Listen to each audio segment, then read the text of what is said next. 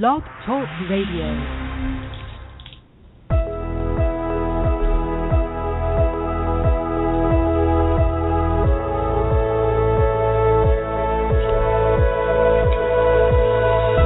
Welcome to Soulfullpreneur Talk Radio with your hosts Rachel Archelaus and Megan Crandlemire. Merging spirituality and business on the Enlightenment Evolution Network.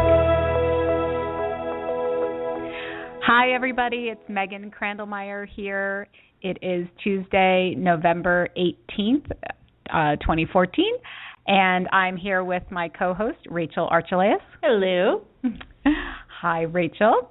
And we're so happy that you all are joining us today because we are going to talk a bit about the holidays. And personally, I don't even like that term, quote, the holidays. But in general, we all are heading into that season of togetherness and all of that frenzy that comes with all of the different special events coming up. So we're going to talk a little bit about that and just how to better manage that and being more self-aware about what each of these holidays means to you and how you can create much better experiences instead of stress and dreading each event. So that's what we're going to talk about.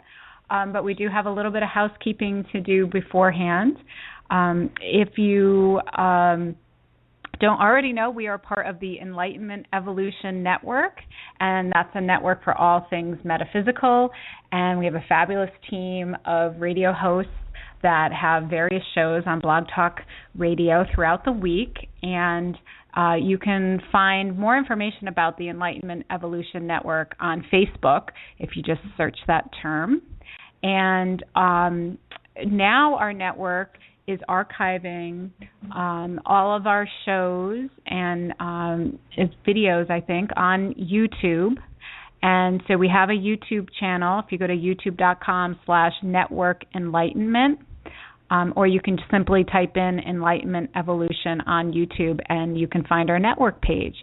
So you'll be able to find this show and all future shows up there. And I believe even our past shows have been archived as well.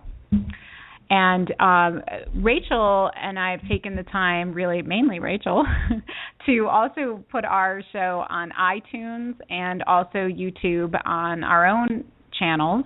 And so we're really excited to be up on iTunes. You have to get approved and all that, and Rachel did an awesome job of getting us up there. So if you would like, you can follow us on iTunes, and you can get our shows automatically. Yay. And we have a website, Soulful with 2 L's, soulfullpreneur.com. And you can go there to find all of our past shows as well as information about what's coming up. And we'll talk a little bit more about that because we have a super exciting show next week, and we'll talk about that shortly. And Rachel, do you want to give people the phone number? I don't happen to have it here for if they are listening today and they'd like to call in. Absolutely. So if you'd like to get in on the discussion and talk to us or even just listen on your phone, you can call 347-308-8788. And I'll repeat that. It's 347-308-8788. And if you want to talk to us, just press 1 on your keypad. Awesome. So our network has a bunch of different radio shows on all week. We actually have another show that's on tonight at 9 p.m. Eastern, and that's hosted by Victoria Vives Wong. And her show is called Earth, Sky, People, Your Bridge Between Heaven and Earth. And Victoria will talk about living in oneness with one another, Mother Earth, and with life beyond Earth. And Wednesdays at 9 p.m. Eastern, 6 p.m. Pacific is the Enlightenment Evolution Hour with Rob Gauthier. He is the creator of this network and is making all these wonderful things happen. And he also channels a being called Treb. And Treb takes your questions, talks about amazing things. And Rob also has special guests like other channelers and metaphysical teachers on his show. And you can find out more about him at our Facebook page, Enlightenment Evolution Network, or at trebchanneling.com. And congrats to Rob because he's got a brand new website up there at Treb Channeling. So worth checking out. Thursdays at 9 p.m. Eastern, we have Philip Malaka's Consciousness Evolution Hour. And on his show, he discusses a wide range of metaphysical topics from the perspective of the fifth dimension. And he's got a pretty active Facebook page. If you search on Consciousness Evolution 2.0 group, you can find him there. And you can also look up Philip Malaka on YouTube. And Friday nights at 9 p.m. Eastern is the Earth Experience with Kalina Angel. And she talks about our soul's expansion through our human experiences on Earth. And I bet one of those is holidays. Exactly. They are a challenge. And we have a newer show on Saturday nights at 9 p.m. Pacific time. And it's called Disclosure Now with the Pied Piper and his co-host Texas Rebel. And they talk about all sorts of kind of conspiracy theory, cover-ups, government agenda type things. So it was a pretty interesting show if you're into that type of conversation. Sundays at 10 a.m. Eastern, 1 Pacific, is the Resonance Intention with hosted by Soul and Neil Gar. And that started November 2nd. And then Sundays at 2 p.m. Eastern, 11 a.m. Pacific, we have About Oneness with Karen Newman. And her show focuses on celebrating the ongoing conscious awakening of our planet and the realization of oneness and unconditional love. And Karen is a wonderful author, lecturer, integrated channel, and an intuitive. So she always has something interesting going on with her show. And Mondays at a new time, 7:30 p.m. Pacific, is Daniel Scranton's Heart to Heart Talk Radio. He just moved to Hawaii, so that's why the new time is there.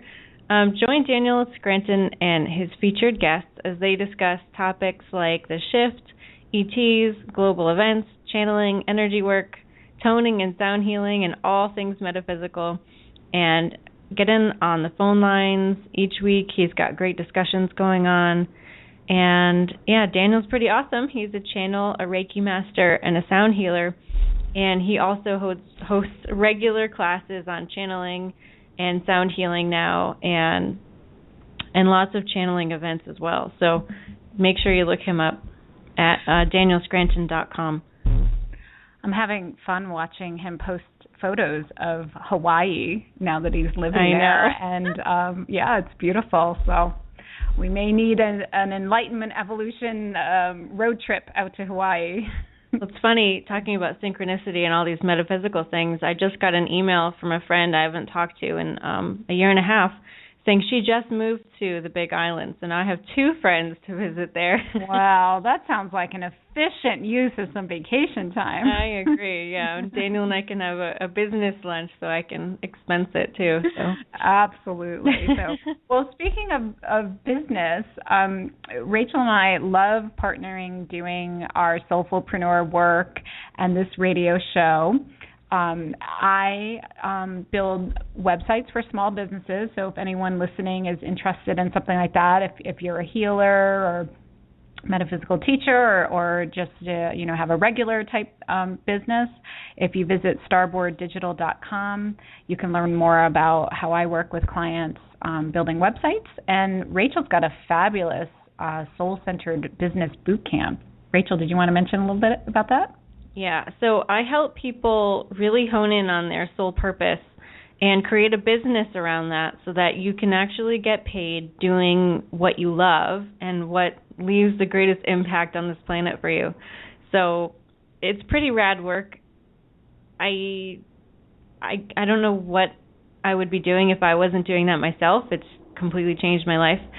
So, yeah, we're giving everybody $100 off if you mention the code RADIO at the website, and you can check out more about it. Watch this little video I made at soul-centeredbusiness.com/invitation. So yeah, check it out. Awesome. Yeah. So here we are. We've got about 9 days until Thanksgiving, which is the launch of the holidays. Mm-hmm. So, and people people will sometimes, ask me just in general, like at grocery store or whatever, like, oh my gosh, are you getting ready for the holidays? Are you stressing out? And I have to say, I kind of don't stress out about it anymore. I think I used to a few years ago for sure, and felt more pressure, but I don't know. I'm a little more chill about it. So I thought we could talk about that approach of being a little more calm, because I personally don't like a lot of stress and chaos in my life. Rachel, how do you feel about, Thanksgiving coming up? Does that trigger, oh my God, I'm stressed? I never really got stressed around the holidays, but I used to, I guess, engage more, like I used to bake 20 different kinds of cookies and plan out the meal and have everybody over. And although it wasn't necessarily stressful, it was active. I was very busy, and I almost felt like I had to do those things in order to participate, like it was an all or nothing thing. Yeah. Yeah. So I've definitely changed a lot in that respect. So what do you think brought about that change for you? I know for me, just getting away from those outside expectations and kind of ignoring some of the society pressures that come in. I mean, when we look at the media and we look at the images that they put up on commercials and in print ads, everybody's got a dozen people table with the perfect matching placemats and charger plates and crystal, and everybody's walking in the door hugging with a beautiful pie that, the crust came out great and the turkey's golden brown, and yet is that really accurate? Because I don't think it is. And I started to just personally ignore all that and think, wow, that's a really pretty picture, but real life is different than that. Mm-hmm.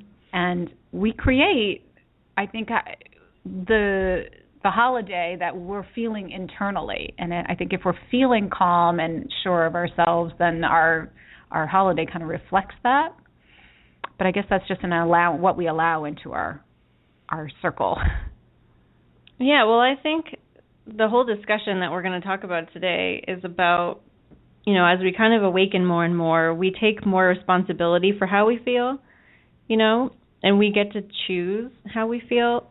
And so we have a better perspective to see, like, the way I was doing holidays, is that really what I want? Is that really in alignment with me? Mm-hmm. Often the holidays revolve around religion, and a lot of us have grown out of that. And so in our pre-discussion, Megan and I were talking about, religion and how much does that affect your holiday. And for me, I grew up Catholic, but my mom and her family are Jewish. And so I was kind of always walking the line between, like, how can any of this be real if my parents don't believe the same thing? I mean, I obviously loved both of my parents, and I didn't think either of them were lying to me. And so as a kid, I got this really great, education about how relative everything is and how this thing that they tell you is the absolute, it just couldn't be if both my parents were on opposite sides of the fence there. So yeah, like evolving, growing, awakening, it really does change holidays for us and how we want to choose to share them with our family or not. And it can cause some feelings of obligation and guilt, And yeah, do you feel that, Megan? Like, as you notice that you want to be calmer, what comes up for you? Yeah, I think it's just me being honest with myself first and what is it I want to experience in a given day. Sometimes, and this will sound harsh, and I don't mean it to sound too harsh, but it's not like I'm against holidays altogether, but there is a bit of resistance in me. I'm being told what I'm supposed to eat or what I'm supposed to wear or what I'm supposed to do on a given day, like even a Valentine's Day or something, where I'm like, you feel obligated to do X, Y, and Z on that day, where I like to love my partner and do nice things with him every day and not just on one particular. So I think I'm a little more centered and grounded about that, but I also understand that I live in this country, in this society, and so it's fine to have these traditions. I'm just more careful now to create them more intentionally, with what works for me and what foods I want to eat on that given day, and how do I really want to feel on that given day. Do I want to feel satisfied with what I ate, or do I want to feel super stuffed? Do I want to feel creative because I did a new recipe, or am I just obligated to create the same old thing every year because that's what other people, quote, expect? And do I want to feel more, thoughtful with gifts I give, or, is it just all about how much money I have to spend? And so I really give some thought to each of those things and make sure that I'm paying attention to how I'm feeling about all the different aspects of the day. And that's working better for me, because now I'm just creating my day more purposefully instead of just out of obligation and somewhat random expectations from outsiders. That's really great. That brings up the whole idea of tradition, and what is tradition really worth? I remember when my grandmother was alive, my mom's mom, she was really the matriarch of the family, and she would organize us and bring everyone together. And her spirit really made it fun. Like we were excited about holidays because she was excited. And it felt really nice. So there was that aspect of, okay, it's great to come together. It's great to have this holiday time because, everyone's on the same page. We know what we're going to eat. Like, she's going to make her vegetable stuffing that everybody hates, but we're going to eat it anyway, and there was kind of that charm to it. But on the other hand, I'm the kind of person who I don't really feel the draw to gather, you know what I mean, like on a purposeful day because somebody told me to. I really like what you were talking about, just being thoughtful all the time. So I think there's definitely something valid about tradition and doing things the same old way and kind of forcing yourself to get together with people because otherwise you may not. But it just seems like we're all kind of growing out of that, and I think it's happening less and less, and people are less and less excited about it even when it does happen.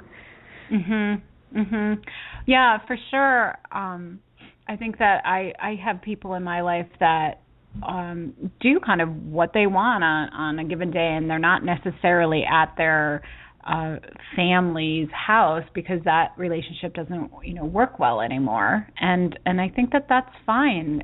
If it's going to create just total stress on you to be with a group of people that don't work for you anymore, I don't know. That's where is it worth it, Yeah.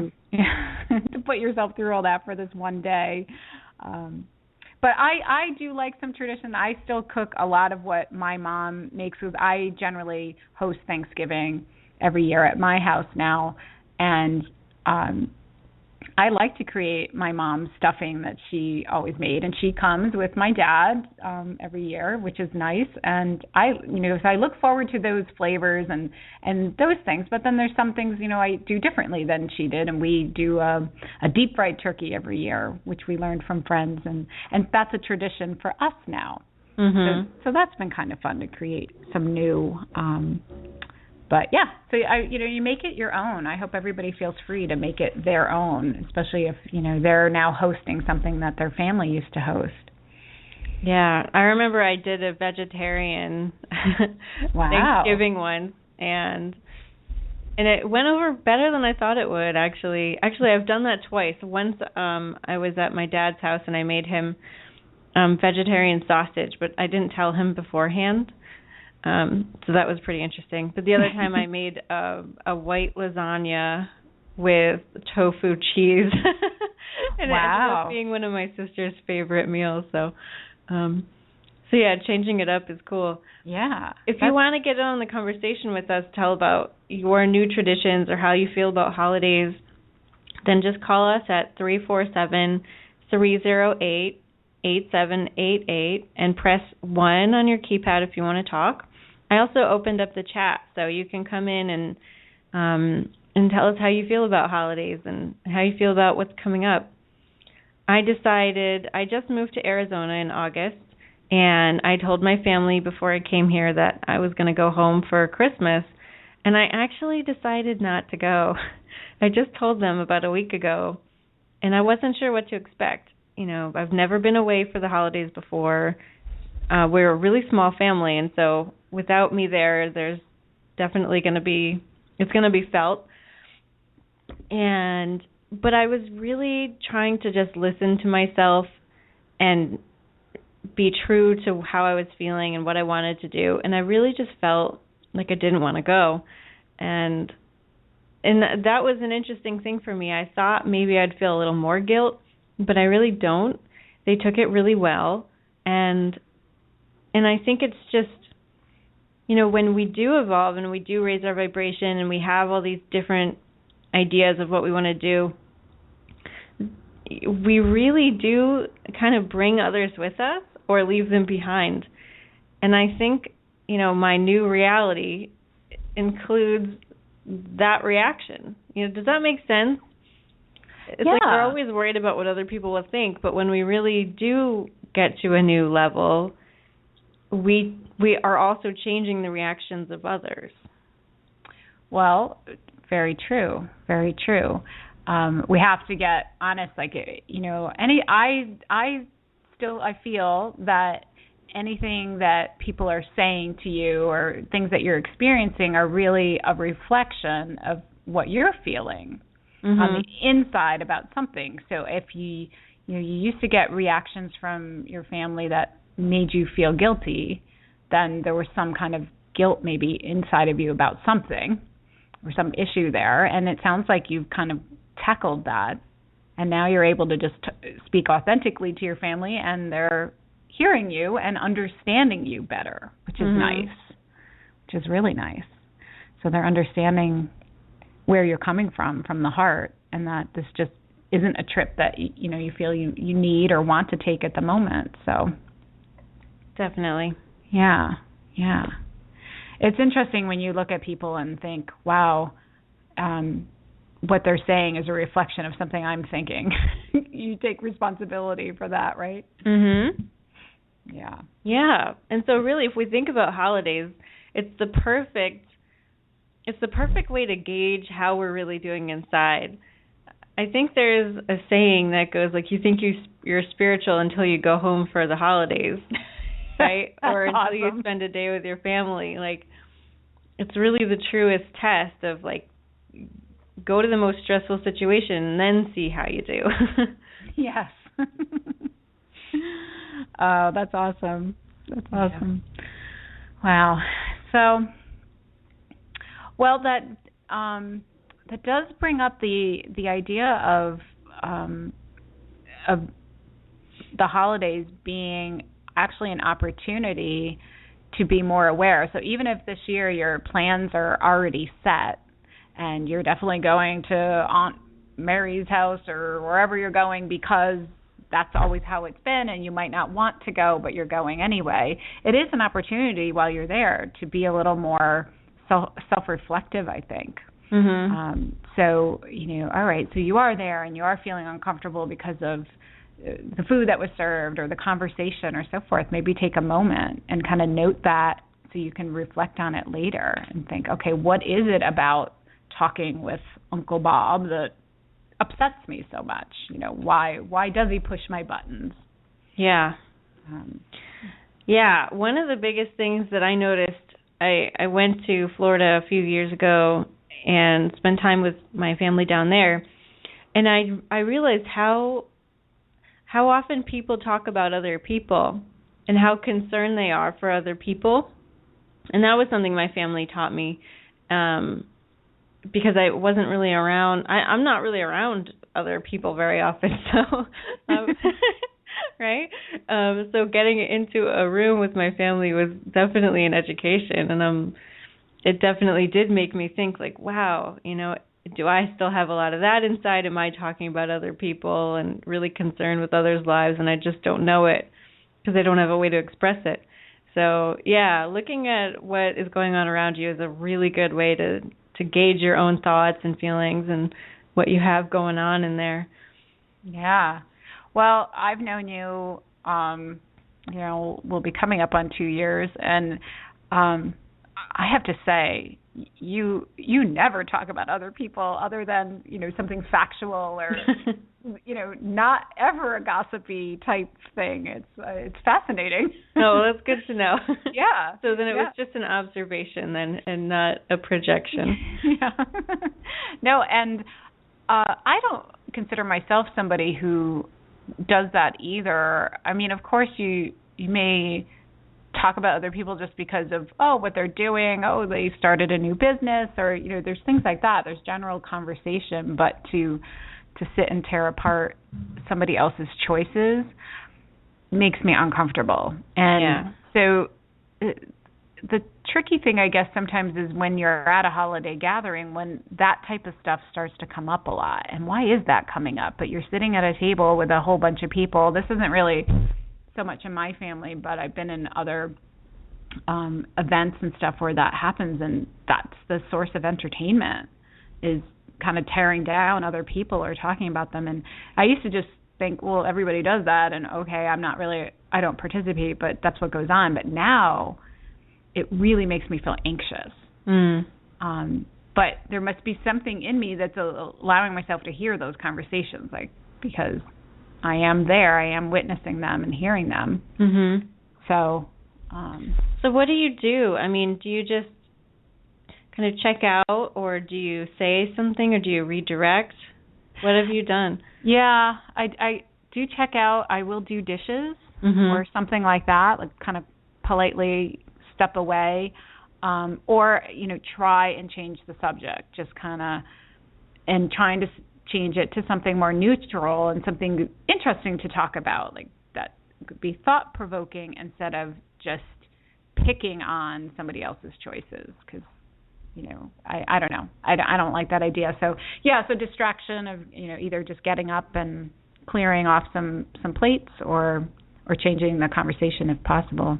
How about you? What do you do when you are in a group situation and that comes up, or does that not come up much for you? It does sometimes, and even when I'm with people I haven't seen in a while, or friends I'm not really so close with anymore, whenever anyone is talking about other people or complaining, I will feel that same anxiety, like, I just, this is not for me, I don't know why I'm here, I got to escape kind of feeling. But then I'll ask them, like, what makes you really excited? If you had ultimate freedom, what would you do? And I'd rather talk about them and what they would love to do instead of, the bad thing that someone else is doing. And so those things are often just blurted out of my mouth. I don't really plan to do it, but that can change the conversation sometimes. Sometimes, though, people just, they don't want to think about themselves. Then otherwise I'll just be quiet and go do something else. So, yeah. Well, that's interesting to ask somebody that question. If somebody said to you at dinner, so if you had ultimate freedom, what would you like to do? I bet a lot of people don't know how to answer that, because I don't think everybody lets themselves go there, because we feel so limited oftentimes. And Yeah, and it can be a scary thing. I know this is a little off topic, but I've been really pondering this lately. Before I go to bed, I do a little meditation, and this has been my cone recently. And it can change everything, because then if you had ultimate freedom and no judgment, would you be with the same person? Would you stay in the same house? Would you do the same thing with your time? What would you really be doing? And it's really interesting where you can go with that. Mhm. Mhm. Wow. Yeah. Well, that's a big question. I know. Yeah. That's like one of those biggies that we never really give ourselves the time to think about. But but I mean, that can bring up this topic of new traditions, you know. If we just want to relieve ourselves of the situation that we get into with traditional family time, you know, even if you love your family. I mean, I absolutely love my family. I'm just feeling that there are some holidays I would rather not participate in. And for a long time, when I was with my ex-husband, we decided to make up our own tradition on Easter because of that religious aspect that neither of us were really into, and also just because it was a great hiking day. You know, it's the beginning of spring. It's beautiful out. We didn't really want to be going somewhere eating food that we didn't really like and so on. So we decided that every Easter we would go hiking. And it turned into this really fabulous tradition for us and something I really look forward to. And, yeah, it was great. I loved it. That's awesome. Mhm. I remember before we had our daughter that for a couple of Christmases we were living out in Minnesota and family was in Connecticut. And I remember the first Christmas in particular, I had come home. We both had come home for my sister's wedding, which was a couple of weeks before Christmas. So then we were back in Minnesota and obviously didn't fly back again to be home. So it was just the two of us. And we chose to go to a movie in the afternoon on Christmas Day. And I didn't even realize movie theaters were open. That was just not an option when I was young. And my parents didn't really enjoy going to the movies at all. So it was really fun. And I loved standing in the theater crowd of people, and I was so fascinated that these people weren't just at home either watching TV or playing with a new toy or at some meal, but they were out, and it was really fun, and I'd like to do that again.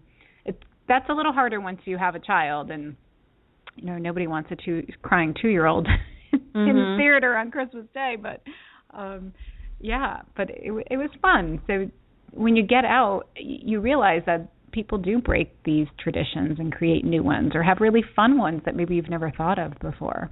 Yeah. So I like the hiking, though. That's great.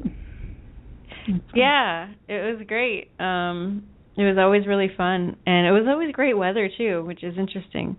Because Connecticut weather can be so up in the air. Yeah, especially at that time of year. Although I did create it, right? That's right. Yep. And 2 years ago, Eric and I went to San Jose / San Diego for New Year's, and we flew there on Christmas Day. And, it definitely upset our families a bit, but it turned out to be an amazing, amazing choice. I won a contest on the plane because they were having a snowflake making contest, and I just happened to have a pack of travel crayons in my purse, courtesy of my mother. And so I won a free meal, like a first-class meal. And then when we got off the plane, we got an upgrade for our rental car. I found $20 in the airport. We got an upgraded room with a little kitchenette. Like, it was utterly magical. So, we had no idea. We thought that flying on Christmas was something stupid to do, We just kind of, it was cheaper, so we took the flight, but it turned out to be amazing. Well, you have a whole bunch of people that are all in the same boat as you, right? And so they're making the best of a day that is perhaps, reserved for something else, or they want to be somewhere else or with other people. So that's your family for the day. Yeah. So that's awesome. Yeah. Wow. So how do you think we can help people feel more empowered if they want to take back their holidays and do something new? Well, I think first and foremost is self-awareness on how you're feeling. If you're super happy with how your Thanksgiving always goes, your Christmas goes, then there's no problem. But if there's a feeling of dread or overwhelm, or you always overspend or always overeat and things like that, I think it's a great idea just to stop and look at that for a few minutes and just kind of sit with it. Like, okay, why is it like that every year? There's some pattern here. And we've had other shows where we talked about patterns. Yeah. And I think that a pattern is often an opportunity to kind of look at it and decide, where is it coming from? How do I really feel about it? Is it masking something bigger or something I'm not really addressing? So, yeah, I think self-awareness is probably first, and then trying to put yourself first, even if you can't go and undo all your plans coming up. Can you find some moments of peace and tranquility, or can you adjust something just a little bit and accept that there may be a little bit of agitation from family as they get used to you being a little more assertive, but in the end, if you're not happy, it just, nothing else matters. This idea of, if you do X, Y, and Z, these other people will feel good, that just never works. Mhm. I think that's just such an important point, yeah. Yeah, oh gosh, we are so good at making ourselves agreeable. I know I grew up like that, and it was no one's fault. It's just how I was. If other people would be happiest if I was quiet and good behaved and would eat what's on the table, and, if that made a difference to them, then I would do it. And when you flip that around and you start acting from how you really feel instead of trying to appease everybody, life just changes. It's so miraculous. Mhm. Yeah, but I think, giving people time to adjust to that is also really important, like you said. Yes, baby steps with this. Yeah. It's probably not a great idea to wake up Thanksgiving morning and say, nobody come over, I'm going hiking instead. Right, yeah. Probably not, they're not going to adjust so quickly to that. But, yeah, just have a little internal conversation with yourself throughout the day and say, how does this feel? How does this feel? Maybe keep a little piece of paper of, like, what do I like? What don't I like? What do I want to revisit later? Remind yourself. Yeah. Yeah. And try to bring yourself into the existing holiday if you can at first. Bring a new dish that is a little, that maybe everybody's not really going to like, but you like it anyway. Bring enough for everybody just in case they want to try it. You might surprise people. Last year I made this raw pumpkin pie, and, I've always been a little on the fringe for my family and what I eat, and a lot of times they've not liked what I've brought to dinner, but I was so surprised everybody loved the pie. So you just never know. Bring what's going to make you feel comfortable and excited, and participate in ways that you want to participate in, even if you don't think others are into it. They might surprise you. Yeah.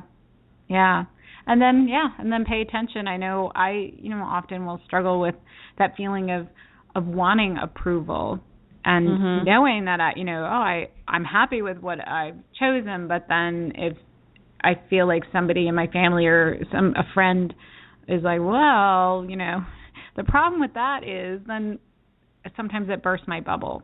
And so and that's me. That's me with some sort of insecurity there. So I have to be more aware of that and own it and look at why do I need approval when I'm following my own heart. So yeah, there's always room to work on stuff for sure. Yeah. And if you really want to try holidays a new way, if you'd rather go hiking or go on vacation alone or go somewhere else with your mate, then just have enough courage to be honest about it. You don't have to explain yourself. You don't have to justify the reasons why you want to do something. This year when I told my family that I wasn't coming home, I just said, this is just my intuition and, that's what I follow. And they respected that. So you don't have to come up with an excuse or lie. You just be honest, and, whether they, how they take that is their issue. It's not yours. Right. Right. So, well, awesome. Mhm. Well, do you want to talk about, because a lot of this relates to what we're going to talk about next week. Yeah. We're so excited. We're super excited. We've announced it on our Facebook page, and it's on our website as well. We've talked about the book Busting Loose from the Money Game by Robert Scheinfeld, and Rachel had that book come into her world a couple of years ago and really loved it, and she introduced it to me, and I really love it too, and I still study it and work on the concepts. But the author, Robert Scheinfeld, will be with us live next week on, what is it, the 25th? Is that? Yep. Yeah, on November 25th. He'll be live, and I'll tell you, if you have read that book, if you have not, you have time. Busting Loose from the Money Game. You can get it from Amazon. And for sure, you will have questions for the author. This is a huge, it's a radically different way of looking at your life and everything in it and how it's all being created for you to learn from. And so, I encourage people to join us, and we'll talk with Robert and get some of those questions answered. What do you think you're most excited about for next week, Rachel? I don't know. I mean, I just like sharing energy with people that I admire. Mm-hmm. And so even though we're just on the phone, I feel like being in the same space with him is going to be exciting for me. Yeah. You know, I mean, I've read the book so many times, and especially his Phase 3 book, which is The Ultimate Key to Happiness. I used to just play that over and over and again because I had the audiobook. I just really resonated with his approach to things, and it was just a very clear representation of pretty much everything I've ever learned about metaphysics and the way we work here on Earth. It really changed my life, and I don't really say that lightly because I've had a lot of life-changing things happen. So, yeah. Mhm. Wow. So it's a great opportunity for our listeners to talk with someone who I don't think he's known for giving tons of interviews or anything. So this is exciting. Yeah, it definitely is, and it just goes to show you create your own reality. Yep. Just asked, and he said yes. So yeah. It wasn't really hard at all. No. So same goes with, family stuff and wanting to change your tradition. Just ask. You'd be surprised. Yeah. Sometimes people are open to change, and sometimes I think we just hold ourselves back. And we're assuming that the other person isn't going to like this idea, or you could have just assumed your family was going to give you a hard time about not traveling at Christmas, and yet when you mentioned it or you asked, everything was fine. Mhm. Yep. We're so resilient. I think the whole theme really is just put yourself in the center of your life. And I know with his book, it's all about taking your power back out of these illusions, out of this framework that outside matters more than inside. Mm-hmm. But it's not true. Inside, who you are, how you feel, is the only thing that matters. So give yourself permission to follow that, and you really will be okay. Yeah. Well, who are you with all day and all night? Mm-hmm. Just you. Yeah. Yeah. So what can we do to change things? What can we do to expand this idea that holidays aren't just that, perfect family sitting at the table with the good china out? Well, I don't know. Maybe we should encourage everybody to do one new thing this year. Yeah, that's pretty good. Yeah, one new idea, new something, whether it's a new food or a new, maybe you take a walk. Like for a couple of years, my husband and I, we did a a 5K race on Thanksgiving morning. Oh, cool. That was kind of our new thing. So we went down, and there was 700-800 other people, and I somehow just get fascinated with these crowds of people on particular holidays. Obviously, that's fascinating to me since I mentioned the movie thing earlier. But yeah, there they all these people at 7:30, 8 o'clock in the morning, standing out at 35-degree weather, ready to run 3.5 miles. Mm. And there I was, doing it too, thinking I could be home in a warm bed, but what a great way to start the day. And I was amazed. By 9:15 in the morning, I was back in my house starting to work on the meal. I'd already run 3.5 miles and felt great and felt super energized. And so I love that. That's really cool. Yeah, that was a new way.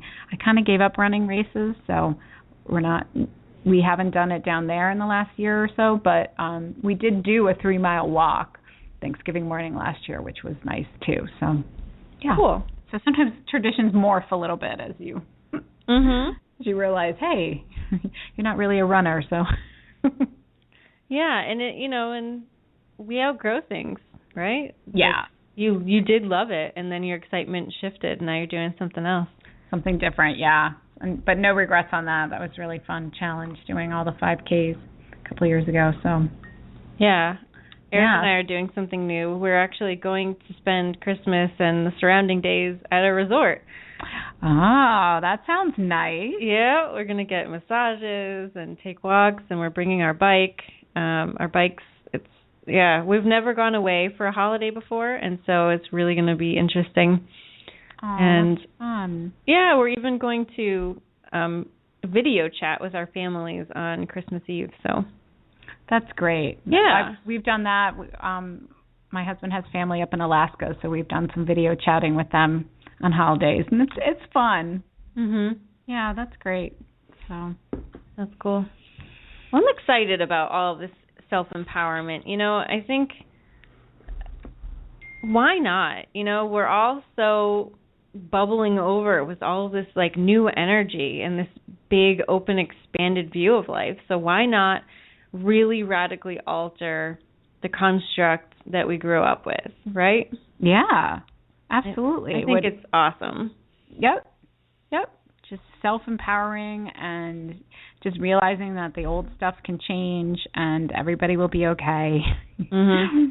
So, yeah. And if you're having trouble dealing with guilt, just ask yourself what it's doing for you. Right. Where is the guilt coming from? And what is it, shifting? Is guilt really a positive thing to feel? Is it helping you in some way? Or is it really just icky? Is it just sitting there? Yeah, and I think that when we feel guilty about, what we've done, and then this person is making you feel guilty because you didn't do it a certain way, sometimes I think back and I'm thinking, all right, well, do I do that to other people? Do I have expectations of others? Because in the end, I'm responsible for creating my own happiness. And I really can't be dependent on anybody else to do that for me. Mm-hmm. It's just, yes, I can feel some disappointment if something doesn't go my way, but it's up to me to bounce back and adjust and move forward. So... Yeah, I have to make sure that those feelings of guilt, they can go both ways, and make sure that, you don't have a lot of expectations on other people, just like you don't want them to have them on you. Yeah, and it's really true that no one can make you feel anything. It's always in your power to choose your reaction to things. Yes. So it's just, I get it. I get the whole guilt trip thing. I've certainly given them and taken them over my lifetime. Yep. But yeah, the freedom that comes with saying, you know what? Yep, it's different. Yep, it might disappoint someone, but I'm just going to do my own thing. It really is pretty powerful, and you can really instantly shift out of that guilt feeling. Mm-hmm. And Steinfeld's book really does give you a great process for doing that. Yeah, it does. It totally does. That's why that book is so helpful. Even though it's called Busting Loose from the Money Game, it could be called anything. Busting Loose from the Guilt Game, Busting Loose from the Family Game, Busting Loose from, anything. It just gives, it's just putting all the control in you, and you're in the driver's seat. And we feel like somebody else is driving the bus half the time, but we are driving the bus, and we're letting these people on our bus and off our bus as we go, and we just, it's all up to us. Yeah. So.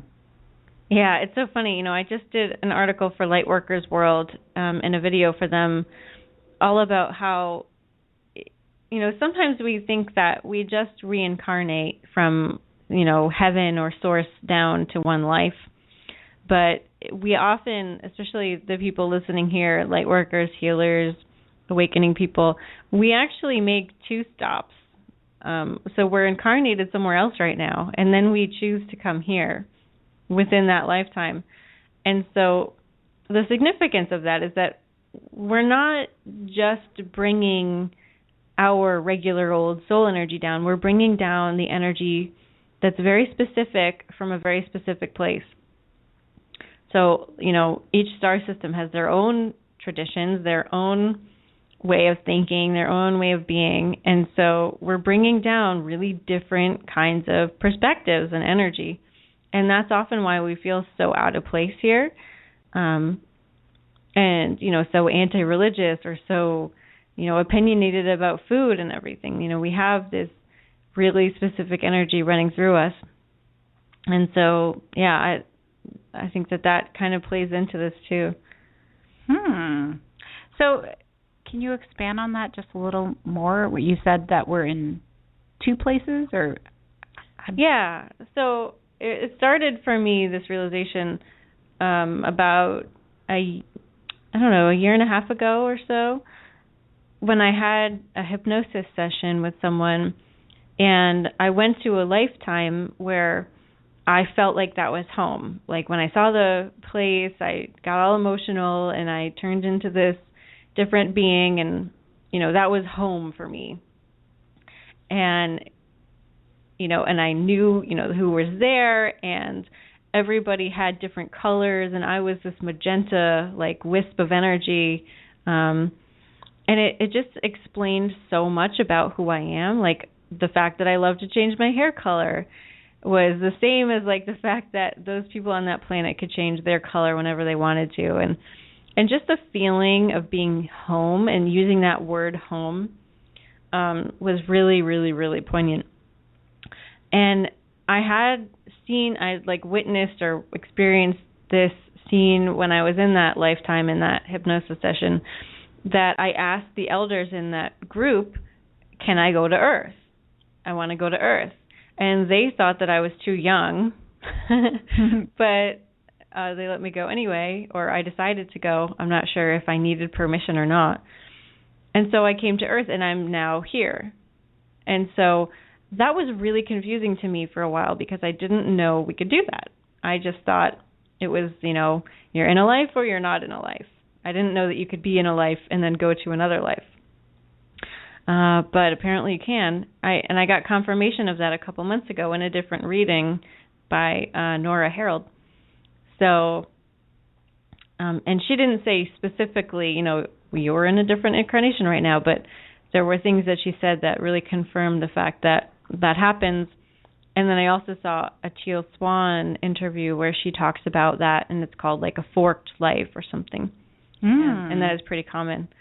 So it just, knowing that made me feel more at home here, because I know a little bit more about my lineage, a little bit more about my real family, and, why I feel the way I do, and why I have all these different thoughts about things, and how I know so much. From the time I was like 2 years old, I've been talking about like spirituality and evolution and all these interesting things, but obviously I have no basis for that in this one lifetime. So yeah, it just made me feel a little bit better and more at home here, knowing that I'm also somewhere else at the same time. Interesting. So that ties in beautifully with what we talked about today, because you found on a different level a feeling of family. Yeah. And home, and so that's comforting. You know, not to usurp the conversation, but I really never feel lonely, and I never really have. And I have a feeling that that's because, you know, we have a lot of family that we don't know about, or, you know, that we don't interact with physically or consciously. Everybody does, every single person.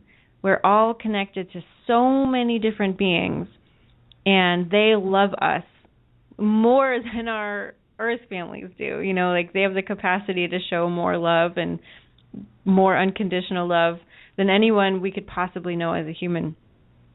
And so we have, you know, different families from different star systems, different angelic groups, guides, like all sorts of beings are always looking over us and sending us their good thoughts and love and help. And when we're sleeping, we do often interact with them. And so just knowing that there really are like tons of beings out there who are constantly considering you good family, that can really help too if you ever do really get lonely. And I think that explains a lot of my like aloofness with people and familial connections here, is that I don't think I'll feel really lonely on Christmas when I'm not with my family, because I'm always feeling connected with these other beings. Wow. That's awesome, Rachel. Yeah. Thank you for sharing that. That's a really nice personal story that you shared with everybody today. Good. Yeah. Wow. Well, so you're never alone. No, none of us are. So sometimes we just create new kitties to come into our life to make sure we don't feel alone.